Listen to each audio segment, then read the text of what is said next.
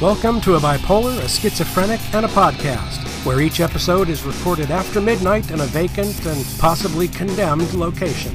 Now, here are your hosts, Gabe Howard and Michelle Hammer. Hello, my name is Gabe Howard, and I live with bipolar disorder. Hi, I'm Michelle Hammer, and I live with schizophrenia. Oh, you live with schizophrenia this week. Last week, you were just straight up schizophrenic. I guess I'm just trying to be more PC this week, I guess. You've decided that you care what other people think. Oh, it's not that I care what other people think. It's just, I guess I just am in that kind of a zone today. I don't really know. You're in an accommodating zone. Is that what you're saying? Apparently, because I don't really know. That's fair. So we are continuing the getting to know each other for our listeners tour. We had a rousing game of how well can we lie. It turns out that you are an excellent liar, and I am not good at it at all. I have been told that before. That is true. So we're going to continue that by asking each other 3 questions, but here's the trick. Any question that you ask me, you have to answer. And vice versa. So any question that I ask you, I have to answer. But before we get to that, we are still traveling around. Where are we? We're in Chinatown at a dumplings place where the dumplings are so amazing. I can't stop eating dumplings, but I had to pause eating dumplings to make this podcast. But we're in Chinatown and we're loving life because who doesn't love Chinatown? So you set this up. I mean, this is, it's your city and you found these locations. Give us a little, just like a snippet. This isn't one of the questions. This is just a curiosity thing of mine. You already told me the story, so shorten it a lot because it took you an hour to explain this to me. How did you get these people to let us in? I mean, they're closed. They want to go home and we're sitting here with like a laptop, a couple of microphones. I mean, just like, how did you... When I set up my pop-up shop for the store, I'm right on Mulberry and Canal everybody knows is all, Chinatown area. So when I get food, I go to like the dumplings place, get myself some Chinese dumplings. And I just made like buddy with the people. And I was like, oh, you have space back there. Let us record back there. And they were like, oh, well, as long as you buy dumplings. And I was like, okay, that's, sure. And they were like, okay, you come here enough because you be buying dumplings all the time because they're delicious. Chinatown dumplings are the soup dumplings is what I'm referring to, the soup dumplings. So I was like, oh, hey, okay, we're recording here. They said yes. And I was like, okay, we're getting it done. So the lesson for anybody that wants to start a podcast is 1, you need a pop-up shop, 2, you need to like dumplings, and 3, you need to be manic and have no fear. And then you too can stay up late with your mentally ill friends recording badass podcasts. Is that... That's true. You just got to get in with the peoples, the panhandlers, they sell the bags, and then they know the connections with the dumplings. We're going to just move right along. When we are in Ohio, it's going to be way less cool because you're going to be like, Gabe, where are we? And I'm going to be like, we're at the library. It's open 24 hours and they let us rent a room. I'm going to be like, great. Oh, a library. We could find some books. I'm so glad you put effort into this. we could read books at a library. No. I'm going to kill it. You watch. Okay. First question goes to the lady. That's you. I'm a lady? I mean, for the purposes of the show. So am I the lady? You're the tramp? That is accurate, but offensive. So it's a Disney movie. It's not. You didn't mean it in a Disney happy way. I know. You created stigma. That wasn't stigma. That was referring to a Disney movie. And that means that one day we'll have pasta together and we will share the same strand of spaghetti. I can't wait until my wife hears that. That's going to just go over real well.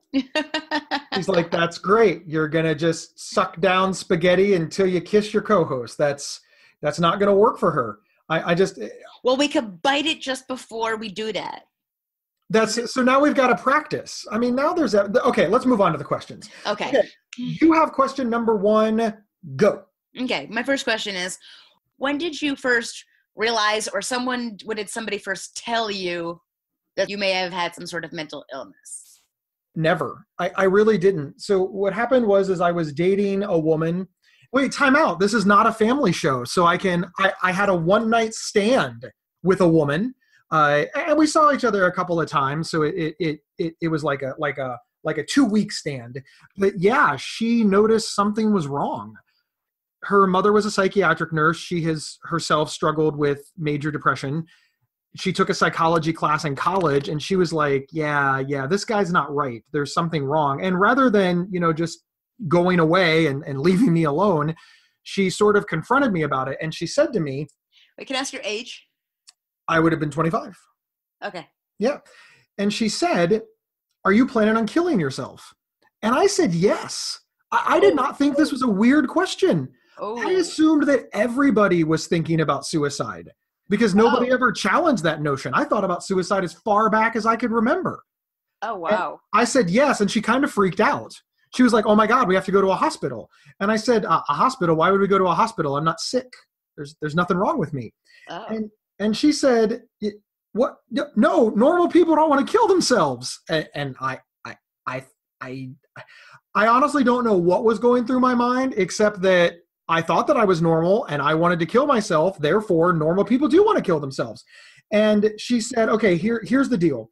Let's get in the car. We'll drive to the hospital and we'll ask the doctor if this is normal and if this is where you need to be. If the doctor says you don't belong in a hospital, you'll be right and I'll buy you dinner. If the doctor says that you do need to be in the hospital, then you'll be in the right place. And even in my suicidal, delusional, and depressed state, I still had the overwhelming desire to win an argument. So we got in her car and we drove to the emergency room. And I really want to be clear on this point. The entire car ride there, I was 100% positive that I was right. That the hospital was going to be like, look, he's allowed to kill himself if he wants. This is perfectly normal. We all struggle with this. Go home, leave him alone. Why are you harassing this man? I was positive. I was already thinking about where I wanted to eat dinner, rubbing it in her face that I won the bet. I was floored. We walked in. She said, this is my friend Gabe. He's thinking about killing himself. And like everybody sprung into action. And I was admitted. Wow. Yeah, I was admitted to the hospital that night. I spent 3 days there. It's where I received my first diagnosis of bipolar disorder. I was put on, meds, and the finale to this story or answer is that's when I began my 4-year epic battle with mental illness. There you go, bro. That's exactly what happened. Well, that's interesting that you were 25 years old. Did you never take like a health class or anything where they talked about like mental illnesses or anything? I mean, I'm sure that I was a bad student. Gotcha. One, I went to public school. 2, I dropped out of school my junior year. And the only reason I went back is because my grandmother figured out that I dropped out of school. And she's like, oh, hell no. And I don't mess with granny. So I had to move in with my grandparents in order to graduate high school. So no, I did learn about mental illness via pop culture, but mental illness was always violence. It was always drooling and wanting to like stab people to death. And so I wasn't violent. Plus I had a job. Mentally ill people don't have jobs. I had friends. Mentally ill people don't have friends. I didn't have like that death stare where I wanted to like eat people's flesh. So I just, See, excuses. I see what you're saying. I just didn't understand. I did not understand that what I was going through was mental illness. I thought it was my personality, and I thought I had a bad one. Gotcha. That's it. Okay, so the same question now you have to answer. When did you notice that something was wrong and that you needed help? Okay, so I mean, it starts off like, in high school, the first person I noticed really anything was wrong was my mom. I acted out. I wasn't doing homework. I wasn't handing in essays, a lot of stuff like that. She knew I was kind of like depressed. She would try to get me help, but I refused because I was very paranoid. And I always thought my mother was trying to hurt me instead of trying to help me. So I go to college in my freshman year and I'm like, I'm free of her. She's not going to try to, hurt me anymore. And, my first few weeks of college were very fun. I was like having a great time. And then all of a sudden, my best friend, my roommate, I started thinking things about her, like, is she doing things behind my back? Is she trying to hurt me? Is she trying to sabotage me? Is she actually trying to kill me? I thought all of this stuff about my roommate, and I realized I thought all of that stuff about my mom. And then I was like, wait a minute, it's not my mom. It's not my roommate. It's me. Oh my God, there's something wrong with me. And I was like, I'm calling the college health center. I'm going to do it. And you realized this on your own at like 19? 18. 18. Because Wow. because I realized every single paranoid thought I had about my mom, I was now having about my roommate. The exact same thing. So all those times that I blamed my mom and I thought it was her, I now realized, oh my God, it's me. I need to go get some help. I need to try to fix this. And that just became an entire journey. But really it was, I guess I realized it in myself because I saw the pattern. I just saw a pattern. Up until that point, had you been hospitalized at all? And when you went to the student health center, were you hospitalized? No, I had not been hospitalized. No. And when I went to the health center, I just met with just the dude that was available. I wanted the quickest appointment, who was actually head of the health center. And he was like, kind of talking to me. And I was like, I think I'm crazy and I'm crying and blah, blah, blah. And then he had like piece of paper on a clipboard. Do you feel this way? Check, check, checkity, check, check, checkity, check, check. And I was just like, I just wanted help. So I was like, yeah. And at the end he goes, I think you're bipolar. So let's like set you up with the school psychiatrist. And I was like, okay. So I got hooked up with the school psychiatrist. So your original diagnosis was bipolar disorder. Yes, it was. So if that diagnosis would have held, our show would be called Bipolar Squared. Yes, Bipolar Squared. See, I think that's a cooler name. Maybe. But then again, I don't like the competition. Like, I like being the only bipolar in a room. Yeah, I guess so. But two bipolars and mania can be so much fun. No, it can be very damaging and devastating. Let's not romanticize the horror show that is one manic person trying to be controlled by like 5 people who have all their faculties. 2 manic people alone. This is how we get serious problems. I can't even imagine. That would be terrible. Okay, so now it's my turn. I get to ask the first question. Ask away. All right. Ask away. Have you ever experienced psychosis, delusions, hearing things, seeing things, anything along the, that kind of a spectrum? Psychosis, delusions, hallucinations. I mean, hearing voices, seeing things. Oh yeah, definitely hearing voices and stuff. About 20 minutes ago, I was outside my apartment, just hanging out, and like the weather was nice. And apparently I was talking to myself right outside my apartment because my roommate comes outside, sees me, and she goes, are you just talking to yourself right out here? And I go, oh yeah, I guess so. But like that just happened. So I was talking to myself there. Plus a lot of the times I try to wear headphones on the subway because I'll just be talking to myself, but I want people to think that I'm singing along to my song. Or just like anything. I talk to myself all the time. Delusionalness, I mean... Wait, did you say delusionalness? Delusionalness, yes, I made that word up right now. No, I just want to make sure we're using proper medical terms. Delusionalness. Delusionalness. Yes. I don't even know. I try to make I think I'm going to do this. I think I'm going to do this. I think I'm going to do this. And this is going to happen. This is going to happen. This is going to happen. This is going to happen. And who really knows what's going to happen? I just come up with crazy ideas and think they're going to happen when they don't happen. I don't really know. Delusional. Who knows? Hallucinations. I don't know. I see things on occasion. There's a follow-up question that I have to this, and that you're under control. I mean, I hate the phrase med compliant, but you see your doctor, you take your medications as prescribed. You're living you're living a relatively normal life. I mean, you live alone. I mean, you have a roommate, but I mean, Yeah. you're not like in a group home, etc. I mean, you're managing your own life and you're living in recovery with Right. schizophrenia. And I think a lot of people are going to be surprised that you say, well, I still hear things or talk to myself or see things, because to many people, that indicates that you're not in recovery. What do you say to those people? Okay, well, here's how I try to explain the talking to yourself and recovery is that there are bad thoughts and there are good thoughts, right? So if there's a bad thought in your head, you can be thinking, just kill yourself. You're so stupid. You're the worst person ever. What are you even doing? You're so dumb. Don't even get out of bed. So if I had those negative, horrible thoughts, I would not really be in recovery. But the thoughts that I mostly are hearing right now, because I'm all medicated, is just conversations. Sometimes I'm laughing, or I'm just chit-chatting, but they're not negative chats. They're not mean. They're not like yelling at me. It's like I still talk to myself, but it's positive. And sometimes it's funny. So they're manageable. They're manageable. Yeah. They're not like horrible things. And like delusions and hallucinations. Like I remember I went to like a Paul McCartney concert with my parents. And the whole time I'm trying to watch Paul McCartney at Citi Field.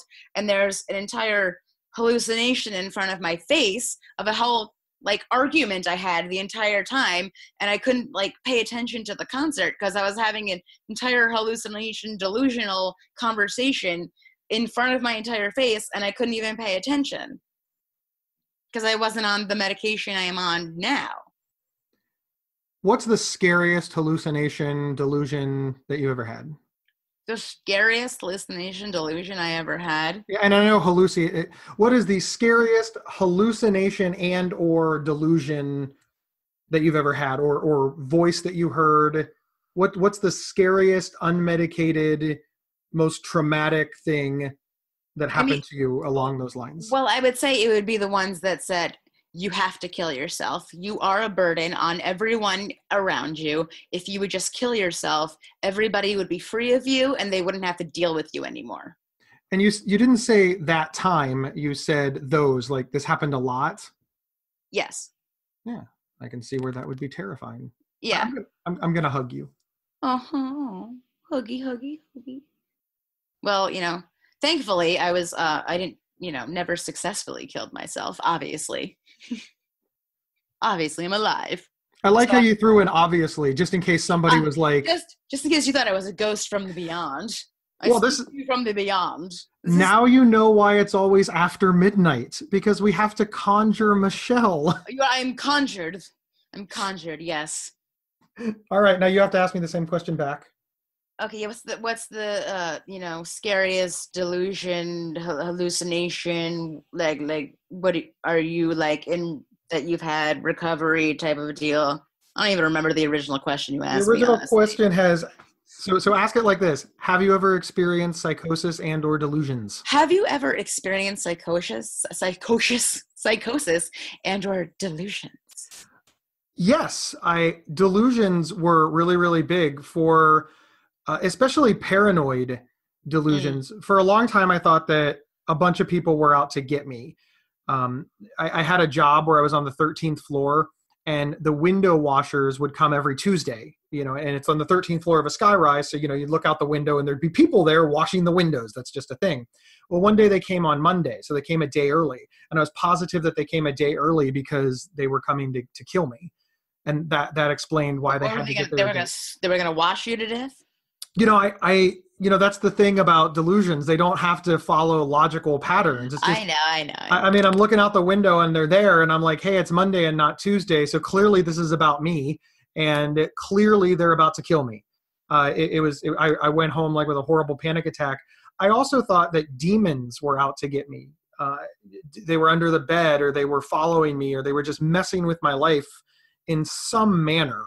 I never saw the demons or even heard the demons. I just knew that they were there and working in the shadows against me. And it was terrifying. There were times I couldn't get out of bed. There were times I couldn't go into rooms. There was times that I wouldn't leave places. And I don't want to say that the demons caused the panic attacks, because of course the demons weren't real, but I think it was really a way to explain the severe panic attacks, because just to have a panic attack out of nowhere didn't make any sense. But if there was this demon out to get me and I had a serious panic attack, then hey, I was normal again. It explained why I was, so worried. I mean, clearly anybody would have a panic attack if a demon was trying to get them. So see, I'm not crazy. Just demons were going to get you. Right. Yeah, demons were going to get me. Maybe they were, maybe they were. Maybe there was like gremlins. Maybe there was like a Jurassic Park dinosaur, like the raptors. Really? I believe it. It's true. It wasn't fake demons. It was a real demon. I just think you just set back my recovery by about 10 years. Thank you, Michelle, for telling me the demons were real after all of the therapy and energy and time that I spent realizing they weren't. You just gave me the answer that I want to hear, and we live here now because I'm afraid to go outside. PsychCentral.com is the internet's largest and oldest independent mental health online resource. Since 1995, our completely free, award-winning website has been run by mental health professionals offering reliable, trusted information, as well as over 250 support groups to people living with mental illness. From professional articles to personal stories, PsychCentral.com is worth your time checking out and is the generous sponsor of this podcast. Now, here's my next question. When you were diagnosed with schizophrenia, so now you know... So wait, am I turn to ask a question, or is it your turn to ask a question? I thought it was my turn. Oh, I think it is your turn. You're right. You're smarter than me. Well, are you smarter than me? I don't know. Whatever, you go. I don't think it's delusional to admit that I'm smarter than you because of my smartness. What did you get on your SATs? 1460. I hate you. Never mind.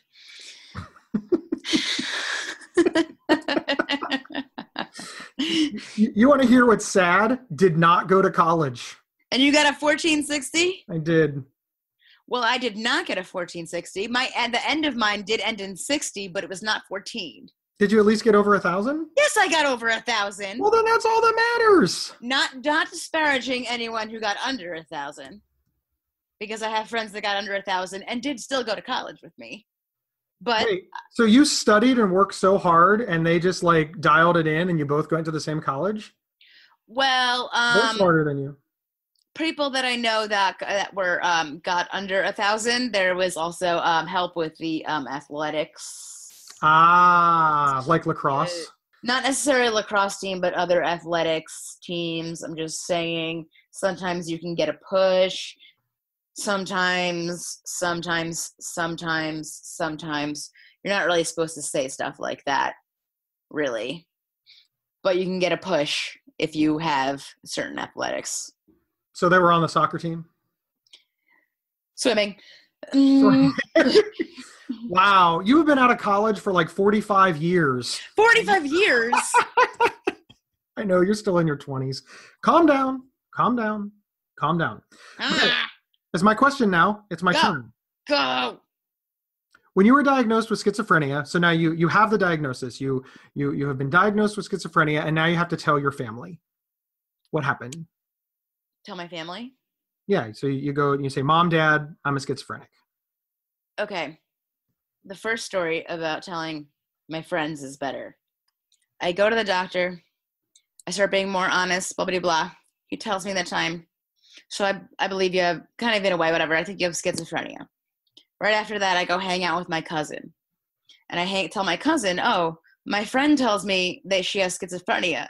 How should I help her? And she wasn't really getting it. She was like, just be a friend, blah, blah, blah, blah, blah, blah. And I was like, okay. A few days later, I went out with my friends from college. And I said to them, just so you know, I found out I have schizophrenia. They all looked at me and were like, of course you do.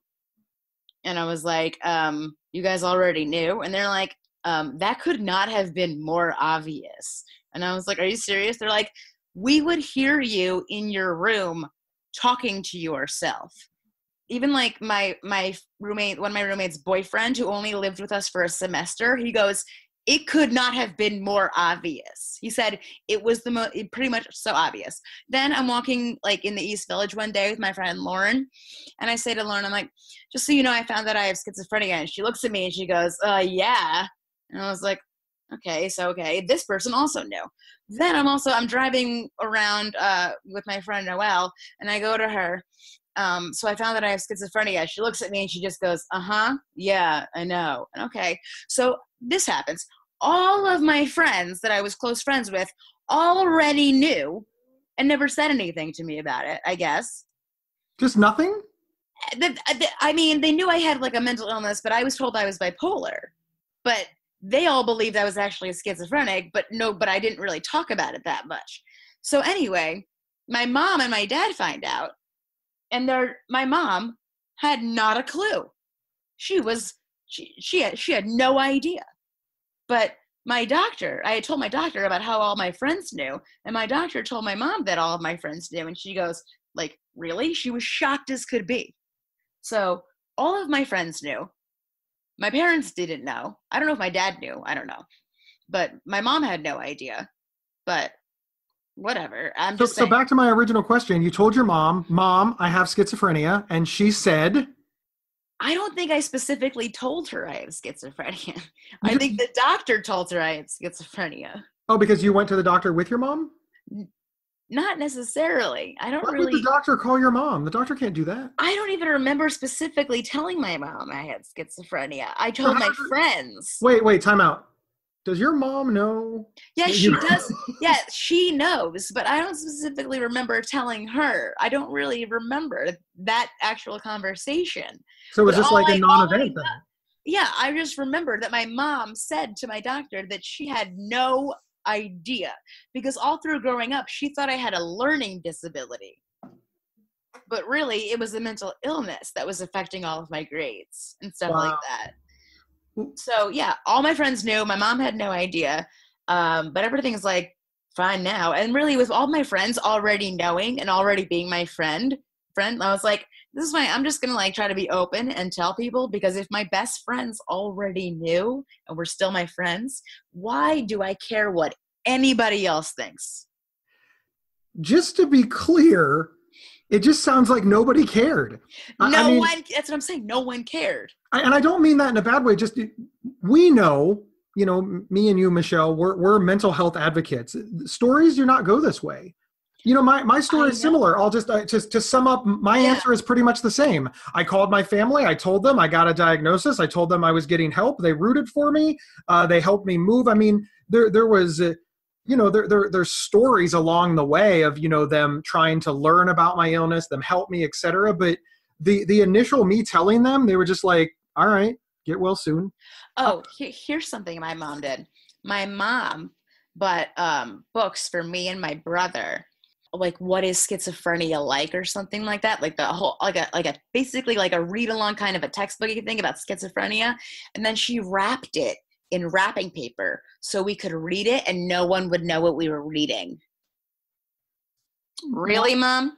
My family did little things like that too, where they thought they were being helpful, but they weren't. Like when I was prescribed medication, my mom said, "Wow, are you on all those pills? Are you sure you need them?" I get the same thing. Same thing to me. And it's, I love my mom. My mom's a great person. This is not designed to slam her, but, it's like, okay, Mom, housewife, medical doctor. You're telling me to ignore the medical doctor who said that I need them because you said that maybe I don't. And she knows she's wrong. We've learned a lot as a family, but it's funny along the way, the things that people have said that they don't mean to be hurtful. But, in the moment, they were kind of hurtful. Yeah. Like, why do you need this pill? Does this pill really help you? Why do you take it? Like, what does it do for you? How do you feel? Do you really need it? My mom can't even pronounce the name of the pill, but she's not sure I need it. She would even be like, I looked that pill up online and it says it can make you gain weight. Are you sure you want to take this pill if it makes you gain weight? Well, it makes me stable and it makes me livable, and I might gain some weight, but I still play lacrosse in college and I exercise a lot. So I think it's okay. Okay, but it makes you gain weight. Are you sure you're okay with that? Because it can make you gain weight.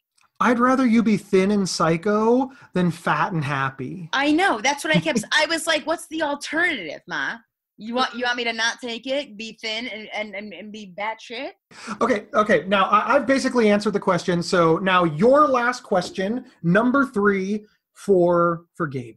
Where do you think you would be today if you weren't bipolar? Like, how would your life be different? I do spend a fair amount of time thinking about this because I was in the IT movement of the mid-90s. And I know you're young, so maybe you don't realize this. I know IT. IT is very big. For those that don't understand what the early days of the internet were like, if you understood networking, programming, hardware back in like the early to mid-90s, tech firms took dump trucks, filled them with money, and dumped them on your driveway because there was just such a need for people with these skills. And it wasn't like it is now where every 5-year-old knows how to use an iPad. You know, iPads didn't exist. Computers cost, home computers were a couple of $1,000s. And a couple of $1,000 is a lot of money today. It was even more money 25 years ago. Right. Well, yeah, definitely. And it was so saturated. I mean, there were way more websites than people could possibly use because everybody was investing in websites. You know, this was before websites made with tables. Yeah. With tables. To give people a little bit to anchor this in time, this is before Google existed. This was back when Yahoo was king of the mountain. And that's where I existed. And I made great money. I was young, I was tech savvy, I was personable, I was fun, I was married to a great woman who loved hockey and travel and loved hockey and travel. And live music, and we had a blast until, of course, the symptoms of mental illness just, I mean, there are many things that cost me my first marriage, but, you know, being an untreated bipolar is definitely one of them because it turns out women don't like to be married to untreated people with bipolar disorder. Imagine that. I'm flabbergasted by that. Yeah. And of course, it was impossible to hold down a job because of the suicidal depression all the way to the godlike mania. I just had so many problems that I was unable to navigate from one stage of my career to the next. So the thing that I think about is, one, I was really great at what I did. So my ego tells me that even after the crash, I would have still been valuable. And I could have been picked up to be a member of the team that invented the iPad or invented the Surface or, you know, the next generation of LED technology. I mean, who knew what I could have done? Or right. I could have gotten downsized in 2003 and never worked in IT again because it was such a saturated market. And then, of course, every 5-year-old knows how to do my job. I could have had to like move on and had no clear path because I had invested all my time and energy into, you know, the tech business. I like to think that, you know, I would have been I don't want to say a millionaire, but I like to think that I would have stayed in information technology and have been, you know, well off. And I'd still be married to my first wife who wouldn't hate me. And I wouldn't have all of these horrible regrets. I mean, forget about the job, the money, the divorce, and all of that. I just have so many awful memories of things that I did when I was depressed and or manic. The trauma alone has made me a different person. Forget about bipolar disorder. Just feeling so shitty of what I put my family through and my friends. Oh my God, I'd still be friends with some of those people. You are not a burden, Gabe. You are not a burden. I am not a burden anymore. I am not a burden anymore. It is unrealistic of me to say that I wasn't a burden then. I was absolutely a burden. My family loves me and they are good people and they were willing to take on the burden, but no, totally a burden. I have no problem owning that. And I'm glad I got well so that I could stop being a burden. But where would I be if I wasn't bipolar? I don't know. I'm going to go with tech millionaire. That's a good, yeah, sure. Yeah, that's the. Well, when you don't really know, just go big. I will say this. I absolutely, positively know that I would not be hosting this podcast. Okay, same question to you with a slight twist. If you were not schizophrenic, where would you be today? Well, with all the opportunities in New York City, especially for like design, web design, interactive design, all that type of stuff, I think I, could have had, I've had many, many, many jobs in all type of design industries and stuff like that, but I think I could have gotten a good one. I think I could have stayed in a good one. I think I could have leveled up pretty well. And I think maybe I could be somewhere where I'd be a creative director or an art director, maybe be able to run a team or anything like that. I think I would have just been successful in a regular type job, but all of my, symptoms and stuff kind of mess everything up for me kind of every time. Like, listening to music, but I'm talking to myself. Who are you talking to? Oh, I'm on the phone. I'm talking to someone on the phone. Oh, wait, you're on the phone? Why are you on the phone during work? Oh, like, how do you explain that? You know what I'm saying? Or like, a lot of it was like, I could do better design, but I had so much anxiety and lack of confidence that I was like designing nonsense because I was so nervous all the time. And I had to gain confidence through like different jobs, learning all these different things to get to a certain place of confidence. Yet once I had the design set down that I could do things, it was my personality of being schizophrenic that messed me up in my jobs all the time. And also with my ADD, I was kind of like, what one of my bosses was like, you're not the right fit. He just told me you're not the right fit. I said, did I do something wrong? No, you're just not the right fit. Is there something I should have done differently? No, you're just not the right fit. Like, what does that mean? That's code for you have schizophrenia and we're not happy. Pretty much. Yeah. And plus also, I think I've explained before that when I take a medication, I have a nighttime medication, antipsychotic. I take it at night, it knocks me out. It's very hard to wake up in the morning. When you show up late to work, your boss notices. And you can't explain to your boss, oh, well, I take this pill at night, it makes it hard for me to wake up. Okay, that's an excuse to a point, but you can't even tell your boss that, but you can't really use that as an excuse because then it's not fair. So I think if I didn't have schizophrenia, I think I could really be part of a great, like, creative director, art director, work in branding. I love branding. I love all kind of digital assets, web design, all that fun stuff. And I think I could be successful making a bunch of money, but I mean... Wait, would you be a graphic design millionaire? Well, art directors and stuff like that work in agencies make a lot of money. I don't think I'd be a millionaire, but I think I could be very, interactive, digital and print. People get paid a lot of money for that stuff. You've worked on some big sites though. I mean, you really have. Didn't you did design work for The Onion? I did some work for The Onion. I interned for The Onion when I was much younger. And that's when I was off medication. And it was really weird for me to work there. I was not well when I was working there. It was a disaster. But yeah, I also worked for like the New York Roadrunners. That's the New York City Marathon website. I worked on that. That's really cool. You have done lots of awesome stuff. Now, did anybody back up a dump truck of money to your house? Well, I have an apartment, not a house. That's why. If you had a house, you would totally have the dump truck of money. Yeah, nobody ever dump trucked money, but I've gotten checks in the mail. Huh, that's very old school. I would have thought that you would have been like way cooler and gotten like the dump truck's worth of money. That's how people did it before PayPal. Like all money just came in dump trucks. What are you talking about? You're just making it nonsense. Yeah, that's what we do. Welcome to A Bipolar, a Schizophrenic, and a Podcast, where Gabe and Michelle, week after week, make up nonsense. Nonsense. Michelle, we have to get out of here. They're looking at us funny. Are you ready to go? Oh, yeah, okay. I'm going to get one more dumpling for the road, and we're out of here. All right. Everybody, we will see you next week. Don't forget to like us on iTunes or wherever you get this podcast, and we will see you next week. Bye.